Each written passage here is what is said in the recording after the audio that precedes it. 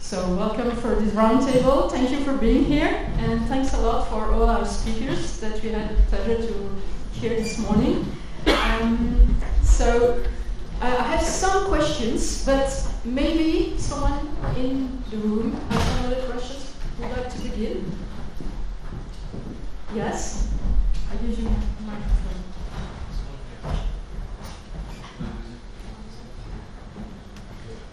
Je ne sais pas si je pose en français ou en anglais. Depends. You can do as you like. Okay. J'ai l'impression qu'il y a un problème avec le développement des serious games, et je pense que c'est un des enjeux principaux, c'est est-ce que c'est vraiment attractif? J'ai l'impression qu'il y a pas mal de mauvais exemples en fait, et finalement qu'est-ce qu'on peut éviter pour tomber dans cet écueil-là? Je sais pas si c'est un cliché ou pas, mais j'ai vraiment l'impression. Just maybe a question before. What do you mean by bad examples? If you could precise a little bit, you think they're not very good for playing, they're not playing? I have no concrete examples, but I guess in the long run, they're not up to date or something like that. Okay. Someone? Yes? Est-ce que tu es créateur par hasard? Ouais, non, je travaille à la bibliothèque de PF actuellement en train d'essayer de monter quelque chose pour le doctorant. Parce que c'est un truc justement, moi j'ai tout le côté créateur, par rapport à la communauté des créateurs de jeux, et je crois qu'il n'y en a pas spécialement aussi. Il y a vraiment, c'est peut-être ça le souci aussi. Après il y a aussi peut-être une histoire d'a priori sur le service game, peut-être on entend parler que des mauvais exemples, encore que je pourrais pas en citer un là comme ça, sans être méchant. Mais je crois qu'il faut, c'est un message assez comme ça, il faut des designers de jeux, des game designers pour faire de serious game a priori. Peut-être mettre des pincettes, peut-être quelqu'un d'autre pour me contacter. Peut-être c'est ça qui manque, juste les enfants, peut-être que s'ils étaient là, et c'est pas forcément de leur faute, Thank you. Another reply? So, another question? Yes?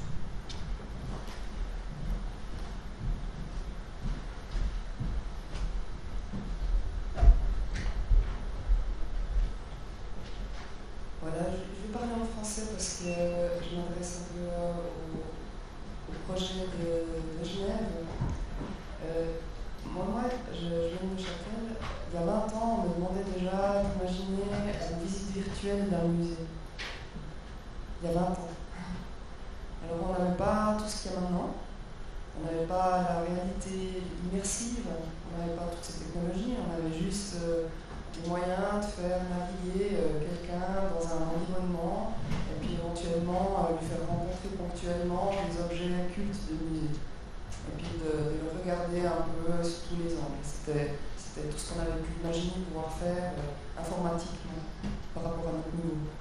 Et puis aujourd'hui, on se posait la question, mais par exemple, tu vas dans un musée archéologique, il y a des outils d'époque. Personnellement, ce qui m'aurait excité, c'est quand j'étais enfant, c'est qu'on me présente un objet, j'essaye d'imaginer qu'est-ce qui est faisable avec cette chose. Quel était l'enjeu. Tout à coup, le jeu me propose des pistes réelles de ce qui est faisable avec cet objet et des manières de le détourner. Et finalement, arriver sur plus loin, au jour d'aujourd'hui, pour un même acte, qu'est-ce qui est disponible et que l'enfant puisse se rendre compte de l'immense progrès qu'on a pu faire pour un petit geste à la con, écraser un légume pour faire une soupe. Donc, après, maintenant, il y a la robotisation, il y a plein d'aspects. Après, développer un petit peu la plasticité cérébrale, de se dire, si je squeeze ça, qu'est-ce que je fais avec cette pâte? Et puis avoir un outil, en fait, qui permet de naviguer et de comprendre les tenants et les aboutissants d'un geste, d'une mécanique humaine.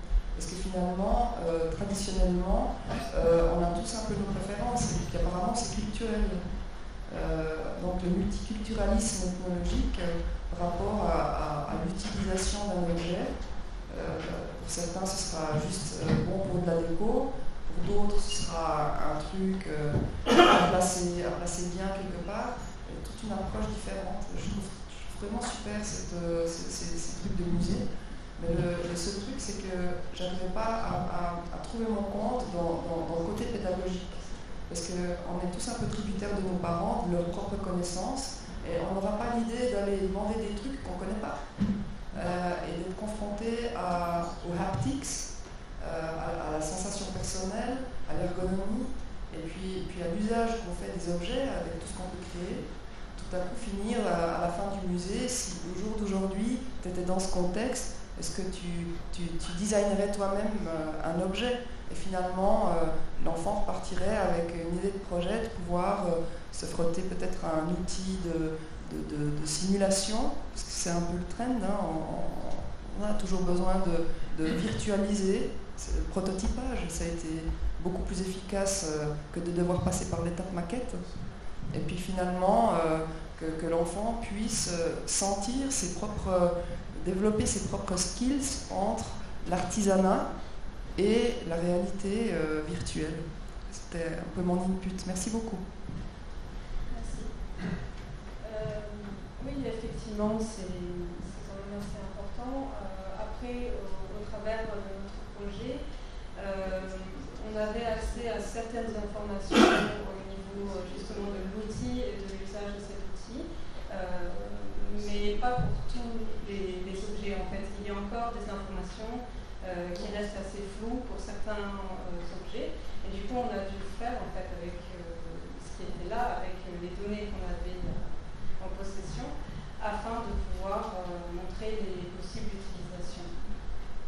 Alors, bien évidemment, ça pourrait être une marche à suivre, une autre façon en fait, de présenter l'objet, que justement d'essayer de voir qu'est-ce qu'il est possible de réaliser justement avec celui-ci, de laisser l'imagination aux joueurs. Donc, effectivement, ça pourrait être intéressant de voir ça. Pour l'instant, on reste sur une utilisation possible. Au niveau du gameplay, c'est quand même plus facile à mettre en place. Mais effectivement, c'est une façon de voir les choses qui peut être intéressante. Oui, au fond. Merci. Moi, j'ai une question qui rejoint un peu en fait les deux premières. Effectivement, ce que l'on voit, c'est que finalement, pour réaliser un bon CBS game, on a besoin de multiples compétences. Donc à la fois des designers, des gens spécialisés de la motivation, des pédagogues. Et donc ça implique l'idée d'avoir quand même des budgets conséquents. Et effectivement, la partie pédagogie est une approche un peu constructiviste et importante. On voit quand même que beaucoup des projets sont financés par soit des écoles, des universités. Qu'en est-il vraiment, je dirais, du passage dans la pratique des entreprises? Il semblerait que finalement, on a eu beaucoup de hype dans les années 2010-2011 autour du CMS Game, mais il me semble qu'il y a finalement peu de projets qui soient passés dans les entreprises. Il y a encore une grande frilosité. Je ne sais pas ce que vous en pensez. Someone interested in responding? Did you understand the question, everybody? I can ask it in English if you want. I was just saying, it seems to be that in universities and schools there's lots of projects to run serious games, but there doesn't seem to be really large level adoption within private companies. And I was wondering what your impression is about this. There is, but we don't know about it. I was 1 week ago, I was at Blindflug Studio. They do a lot of serious games. Also, Cobalt Games is here, they do a lot of serious games, but normally these are in the environment of the companies, so they are not free games. You can't play them and you don't know about them, but there is actually quite, especially in Switzerland, there is quite a lot of games developers, agencies who do serious games for big companies. It's just that nobody knows about these games. Is that more in the Swiss-German part of Switzerland? Because in the French-speaking, there doesn't seem to be that many in studios involved in serious games. I have to say I'm only really familiar with this German-speaking part. Yeah. Well, I do confirm the very same thing. There was actually to this event 2 companies willing to come, and they were accepted, and they will not be here today because the private companies said, well, by the way, we would like to keep this for ourselves. So there is for sure private companies, they invest in serious games for sure, and more, but they really are not willing to share, because it's their investment, and it's like, if okay, we did all this work that was hard, that was costly in time and money, it's for us. If we share it in these kind of events, yeah, that would be nice, and everybody will enjoy it. But basically, our concurrents who need it will be able to use it and make it quite easily, which is not that nice. So it is very true, and that's why actually the buildings of serious games within an academic partner is really important, because the academic partner can make sure that at least one part could be public. And make and present to these kind of events at least some things, and that would be great. Thank you for these very interesting questions. Anyway. Yes, and you will have some examples this afternoon of collaborations between private and public. So if you are here this afternoon. But our topic here is on education and learning. And my other question is for everybody. Do you really think there is something more that can be brought by all these games? And which are the limits you have already observed, or the things we should be aware of before beginning a project of creating a serious game, which is an expensive project, a long project, a complex one? What advices would you give to some other institution or museum or school or teacher who would like to go in that direction? Maybe I can say something. For me, there is really a thing. Serious games, I think, should be really should be made, and we should look into them and look what's happening there and what we can make with this.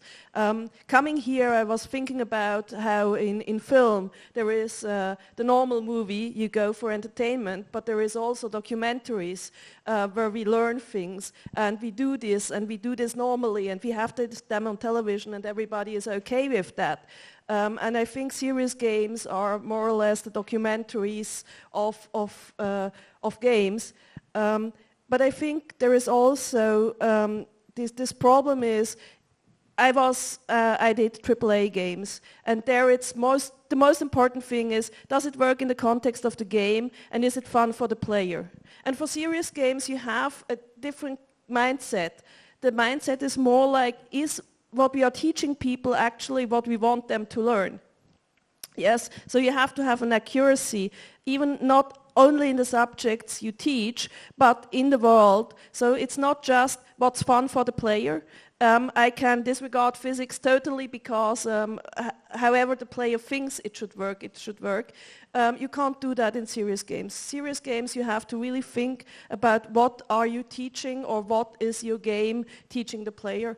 And this is hard to do, and this you have to do beforehand, especially for the museum projects probably, and also the school projects. Is you can't just say, yeah, I mean, let's do something fun, it's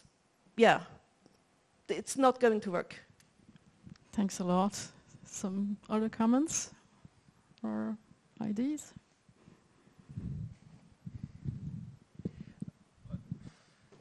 Alors, pour l'école, en fin de compte, vous avez tout à fait raison, il faut vraiment se concentrer sur le but et l'objectif en fait, du jeu.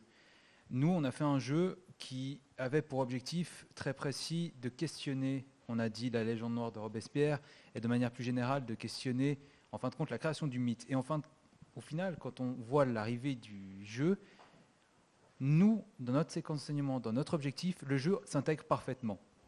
Mais ça n'irait pas pour toutes les séquences selon ce que l'on veut faire. Donc l'enseignant doit prendre en compte ça. Ça demande beaucoup de temps, mais ça doit être clair et précis l'objectif qu'on veut atteindre. Parce que si on ne va pas dans un objectif précis, on ne va pas développer les bons éléments. Je dirais que simplement, notre jeu, si on avait voulu développer par exemple des compétences d'analyse d'image ou d'analyse de texte plus poussées, ça n'aurait pas passé. Donc il faut vraiment savoir ce que l'on veut atteindre et les compétences que l'on veut travailler avec l'élève ou avec les élèves. Parce que sinon, si c'est juste pour amuser ou pour les calmer 45 minutes, ça ne sert pas à grand-chose en fin de compte. Thank you. Thanks a lot. Questions? The lady first and, and Nabil just after. I'd like to ask something about the education aspect, not about the topics that you want to convey, but in the future, there's going to be much more technology. So there's going to be skills needed for artificial intelligence. How do humans work with artificial intelligence? We're probably going to spend a lot of time in virtual reality. I mean, it's not sure, augmented reality for sure. So the world is going to be augmented more and more. So how could we use the work you're doing to actually teach the kids to create these kind of things? So I really liked your project, you know, on the paper on video creation, but also like with the technology, you know, understanding how things are made in the technology. Do you have any ideas how you could integrate that into the learning experience? Because it might be useful.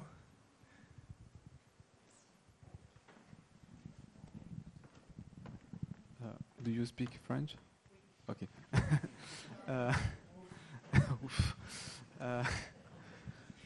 Alors, je ne sais pas si j'ai vraiment bien compris la question, mais du coup, ce serait plutôt par rapport à la logique procédurale, c'est ça? D'apprendre voilà, d'être préparé au monde de demain, on va dire, c'est ça? D'utiliser des outils virtual reality pour apprendre des thématiques sur Robespierre ou quelque chose. Ok.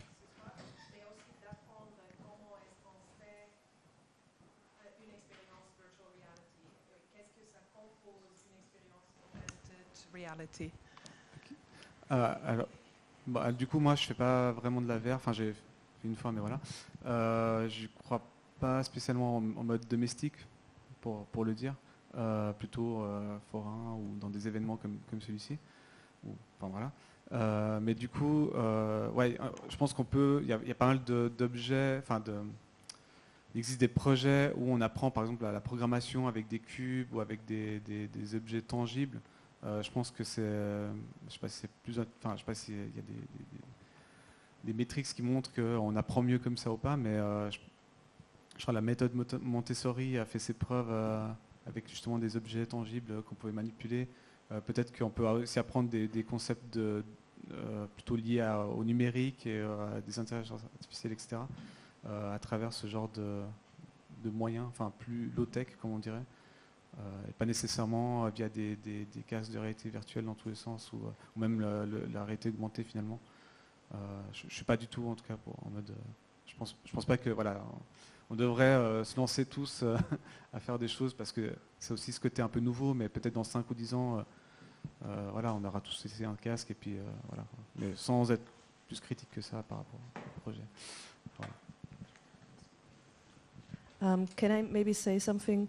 There is games that teach us about things like technology. There is also making games to teach people about technology, because making games gives them the motivation to express their creativity in technological terms, because you can't make computer games without technology. You have, at one point, you have this thing where you have to cross over. And I think these are two distinct things, yes? But there is also the overlap when it gets really meta, which is games that teach you how to make games, that teach you how to use technology. So I think there is still some things to you know, like to explore about that. We are only now getting to where people really, adult people, really have experience with playing games in their youth and the acceptance of games as a medium. So I think there is still a lot of white parts in the map where we can explore things about making games and making games to teach you how to make games, to teach you how to do stuff with new technology. So yeah, I'm excited about the future.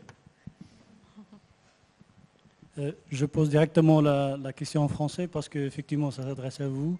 Et je pense là, et ça va dans le même sens, je pense que votre présentation peut-être a ouvert une fenêtre sur un potentiel de dire voilà comment utiliser pas seulement le jeu, c'est-à-dire le fait de jouer, mais la création de jeux comme moyen en fait d'apprentissage ou d'enseignement de phénomènes physiques ou bien peut-être des technologies.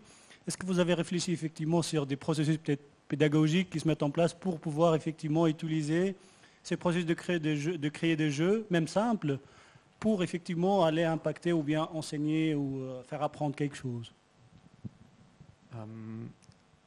Du coup, le truc c'est que moi je suis pas prof et du coup je ne sais pas si je peux prétendre répondre à cette partie-là de la question.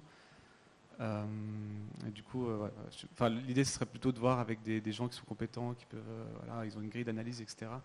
Et pour répondre à ça, moi, comme je disais, j'avais des hypothèses. J'ai vu certaines choses qui m'ont semblé assez positives, même en termes de confiance en soi, où on peut développer l'esprit critique.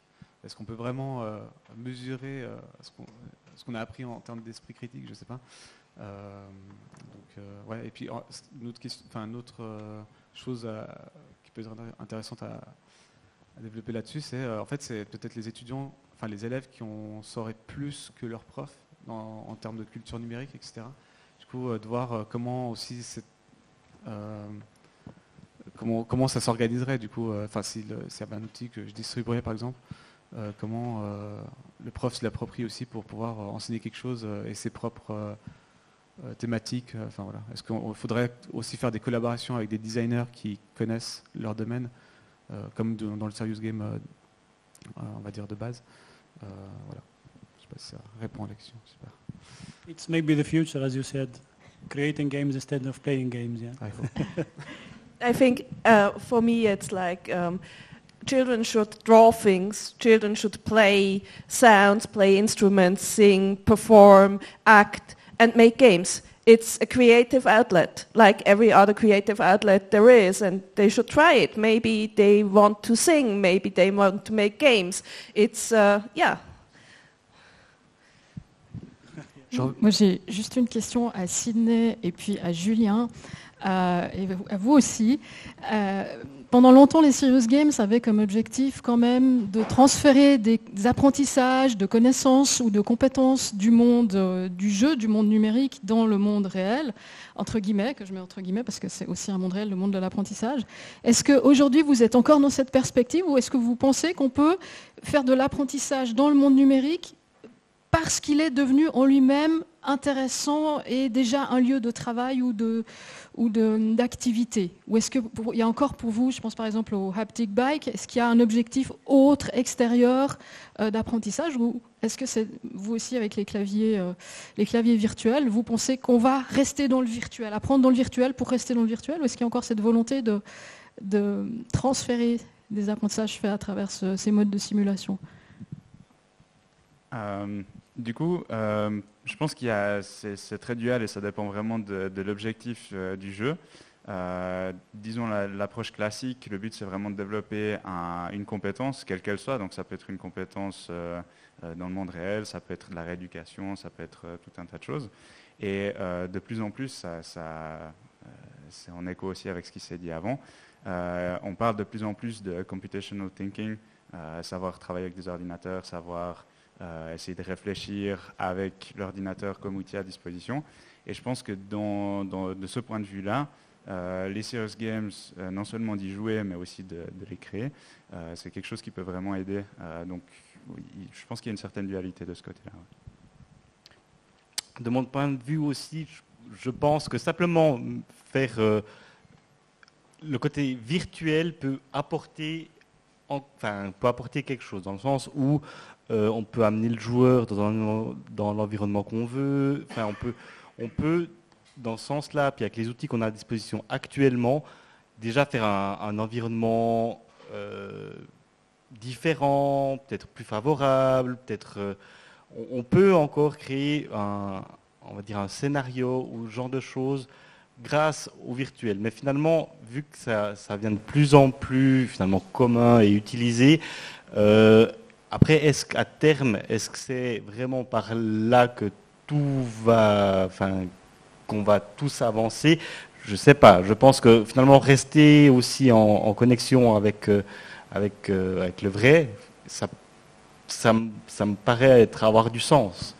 De tout virtualiser et tout simuler. Alors si ça facilite l'apprentissage, la réhabilitation et ce genre de choses, oui, mais du virtuel pour du virtuel parce que c'est fun, c'est pas forcément la meilleure des options à suivre non plus. Voilà. Je sais pas si j'ai répondu à ça. Oui, sauf que je présupposais pas que c'était forcément fun d'être que dans le virtuel. Je pensais que peut-être on travaillera entièrement dans le virtuel, à distance, etc., dans quelques années. Et donc, ça se justifierait peut-être de travailler le virtuel en tant que tel, et pas toujours pour un transfert ailleurs. C'était ça un peu l'objectif de ma question, mais le futur nous le dira peut-être. Il y avait encore une remarque, vous vouliez intervenir, je crois. Non, c'était sur la question par rapport à l'école, en fin de compte au gymnase. Il y a une décision qui a été prise par la commission de l'institution publique, en fin de compte, des cantons romans, qui doivent d'ici 2021 intégrer obligatoirement dans leur cursus gymnasial, lycée, enfin pour les 15-18, des cours de programmation d'informatique. Donc vraiment des cours où on va pouvoir apprendre à programmer.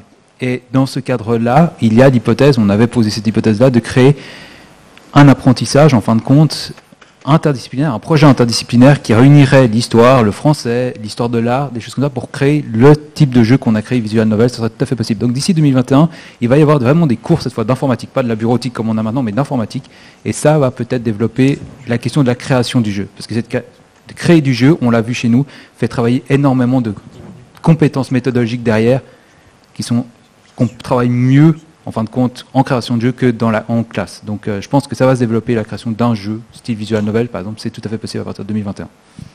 Donc, si je peux encore ajouter quelque chose, au final, créer un jeu sur un certain sujet, c'est un peu la même chose, je dirais même un pas plus loin que de faire une présentation devant la classe sur un certain sujet.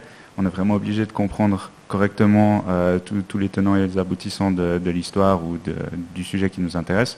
Et je pense qu'effectivement, c'est un très très bon moyen d'apprendre que de simplement mettre en application dans un jeu. Merci Stéphane. I just would like to add something about this virtuality and real world. And as it's a bit picky, I would say it in French because I do not want to mix my vocabulary. En fait, quand j'entendais le discours de chacun, ce que je veux dire, ça pourra un petit peu choquer les gens, mais je pense que j'aimerais vous demander un petit peu de tolérance et puis de réfléchir sur ce que je veux dire. On parle de monde réel en disant ça, c'est le monde réel. Mais ça, c'est pas le monde réel. Ça, c'est votre illusion du monde réel. On est bien d'accord? Et ensuite, la deuxième chose, c'est que en fait, si on devrait utiliser un vocabulaire plus précis, c'est le monde physique, ou c'est l'illusion que vous avez du monde physique. Et ensuite, on parle du monde virtuel. Mais en fait, ce n'est pas le monde virtuel quand on parle de réalité virtuelle. En réalité, c'est le monde numérique. Ce monde numérique, il peut être aussi réel que ce monde physique. Je vous donne un exemple. Votre compte en banque. On a tous un compte en banque. Je donne toujours cet exemple, mais je pense que tout le monde a bien compris que votre argent, il existe vraiment. Mais il n'existe pas vraiment s'il est numérique. Mais vous êtes d'accord avec moi qu'il est réellement là. Il ne va pas s'évaporer, enfin, on espère. Alors, vous allez me dire, oui, c'est un cas particulier. Non, ce n'est pas un cas particulier. On rentre dans un monde où on va effectivement avoir des choses qui sont réelles, des choses qui sont virtuelles.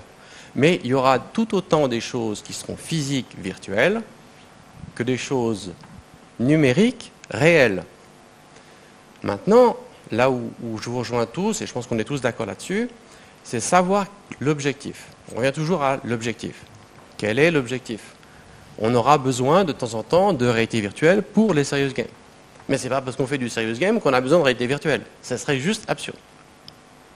peut-être qu'on a besoin de bouts de papier, c'est tout. Et puis avec la HEP, on travaille sur des choses qui sont du bois, et puis on veut faire du serious game avec. Ou des printers 3D. Il n'y a aucun souci, c'est juste de savoir mais qu'est-ce qu'on veut faire avec, comment on veut le faire, comment ça va être piqué et pourquoi. Par contre, ce que j'aimerais vraiment, là où faites-moi plaisir, essayez de passer à 5 minutes pour réfléchir là-dessus, si vous le voulez bien, et surtout si vous n'êtes pas d'accord, pour dire qu'est-ce que c'est que virtuel, qu'est-ce que c'est que réel, qu'est-ce que c'est que numérique, et essayons de remettre tout dans le bon contexte. Alors c'est juste parce que je suis pointilleux sur le vocabulaire, mais le problème c'est qu'un petit vocabulaire qui a un petit peu changé, par exemple ma gamification et puis serious game, ouais c'est la même chose. Ah non, c'est pas du tout la même chose. Voilà, c'est juste pour qu'on essaie de faire bien la différence, puis si on fait bien la différence sur ce genre de vocabulaire, on pourra, je pense, vraiment avancer. Merci beaucoup. Merci Stéphane pour cette minute philosophique. C'est vrai qu'en philo, ça fait 2000 ans qu'on se pose la question de l'imaginaire, des représentations, etc. C'est pas le monde numérique qui a inventé le mot virtuel, hein, c'est bien Aristote. Donc le vocabulaire va beaucoup plus loin qu'aux 10 dernières années. Et ça voulait dire en puissance, ce qui va pouvoir se développer, se continuer. Donc le sens du terme a changé depuis 2000 ans et continue à changer, heureusement. Mais c'est vrai qu'on pourrait faire l'année prochaine une thématique sur l'ontologie du virtuel et du possible. Il y a des livres de Gilles Gaston Granger, par exemple, sur ce sujet qui sont absolument passionnants. Non, mais je plaisante pas, hein, je suis philosophe, donc il m'a touché au cœur, donc c'est pas du tout négatif. Mais est-ce qu'il y a encore une réaction de la part de nos intervenants, quelque chose que vous n'avez pas pu dire, ou est-ce que une frustration, ou vous aimeriez peut-être répondre à Stéphane? Oui. Can I? Of this thing of computer games and the computer and numeric. The thing is, I once in a company I worked for, we had a complete game developed with all the rules as a board game because we didn't have the thing to do. And we sold it to the publisher as a board game. It was the complete board game with the complete rules, and it was all in paper. So it's always, you use what you can use, and it's fun to do it with all the flashy effects and having all the animation, and it's cool to have it there. But a game works as a game, and it works. And the other thing I wanted to say is, we talk here about serious games and teaching with serious games. One thing I want to say is, every game teaches the player how to play it.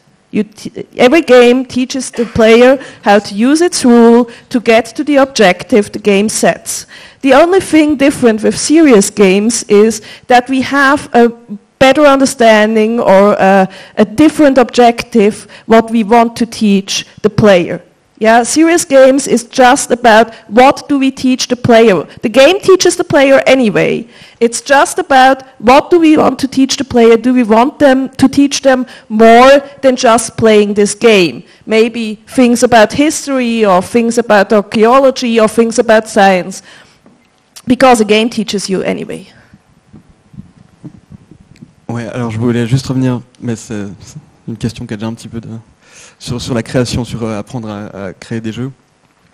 Au niveau des nouvelles technologies, je pense que il faut vraiment se poser aussi la question de, justement, on disait que les casques c'était pas forcément approprié, mais il y a un petit jeu qui s'appelle TIS 100, je sais pas pour ceux qui connaissent, mais j'ai des copains qui connaissent rien en programmation, quoi, qui ont commencé à faire de l'assembleur et à se tirer les labours au niveau record. Enfin, je veux dire, c'était assez intéressant qu'un truc autant rébarbatif puisse intéresser des gens qui n'ont jamais touché à la programmation. Donc je pense que le jeu, comme support d'apprentissage, c'est toujours approprié. Maintenant, commencer à apprendre à coder à des gens avec un casque, il faut commencer à se poser la question, est-ce